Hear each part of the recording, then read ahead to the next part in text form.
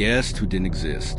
The hotel where I worked night shift wasn't the kind of place where anything unusual happened. It sat just off a quiet highway, 3 floors tall with fewer than 50 rooms. On weeknights, we were lucky to fill a dozen. After midnight, the building felt less like a business and more like a shell holding silence. My shift ran from 10 p.m. to 6 a.m. Most nights I rotated between paperwork, security cameras, and watching videos on my phone stay awake. After hours, the front doors locked automatically, and guests had a buzzer so I could let them through. That night, around 11 p.m., the buzzer sounded. I glanced at the monitor. A man stood outside the glass doors, perfectly still, mid-40s, tall and thin, baseball cap pulled low, backpack slung over one shoulder. Nothing about him screamed danger, yet I hesitated before pressing the unlock button. He stepped inside and approached the desk. "Do you have a room available?" His voice was calm, flat. I quoted the rate. He nodded, handed me a credit card, and the machine beeped approval. I gave him a key card for room 214. He didn't move right away. Instead, he stared at me for several seconds, blank expression, unblinking eyes, before turning toward the elevator. It was strange, but not alarming. At least, not yet. An hour later, I looked up and saw him sitting in the lounge. The television was off. He sat facing the blank screen. Guests sometimes lingered in the lobby, so I ignored it at first. But after 30 minutes, he hadn't moved. He wasn't on his phone. He wasn't sleeping. He was just sitting there, staring. When I crossed the lobby to grab water, I felt his eyes follow me the entire way. I never looked directly at him, but I knew he was watching. Around 1 a.m., bored, I opened the occupancy list on the computer. Room 214 showed vacant. I frowned and refreshed the screen. Still vacant. I checked the check-in log. Nothing. No name. No payment. No record. My stomach tightened. I opened the transaction history. No charge. Then the key card entry log. The door had never been opened.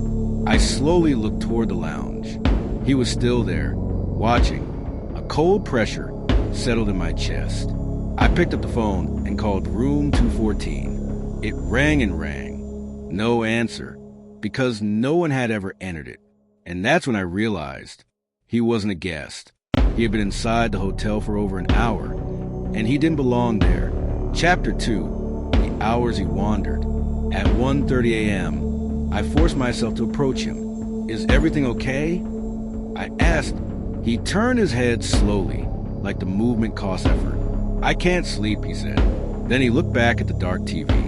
My hands were shaking when I returned to the desk. Around 2 a.m., he disappeared from the lounge. I scanned the lobby until I spotted him standing at the far end of the hallway near the restrooms, half hidden in shadow. He stood completely still. Then, as if nothing had happened, he walked back and sat down again. I called my manager. She sounded half asleep and told him to keep an eye on him and call the police if he did anything threatening. It already felt threatening, but I didn't know what else to do, so I checked the cameras. He walked the hallways slowly, stopping at corners, standing in stairwells, lingering near vending machines. Once, he stood in a dim corner of the lobby where the light barely reached. Every time I looked up, he was somewhere different, always watching. At 3:30 a.m., I called a non-emergency police line. While waiting, he moved closer to the desk, 15 feet away, staring, not blinking, not speaking, just watching me breathe. Then he vanished again. I checked the camera feed. He was standing outside one of the guest room doors, not knocking, not moving, just standing there. I hung up and dialed 911. When he returned to the lobby, he walked straight to the desk and leaned forward. "Is there any food?" he asked quietly. His voice was low, unsettling. I pointed toward the vending machines. He gave a faint smile and walked away. I stared at the clock, silently begging for the police to arrive. At 4:10 a.m., 2 officers entered the lobby. I pointed at him. He was sitting in the lounge again. They spoke with him, asked for ID, and after a few minutes escorted him outside.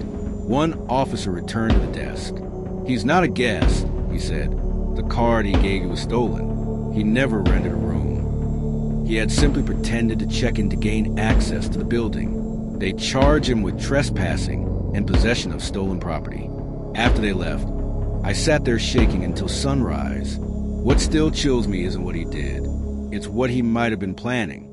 For hours, he wandered the hotel, walking the hallways, standing outside guest rooms, watching me from the shadows. And he was never supposed to be there. That was the longest night of my life.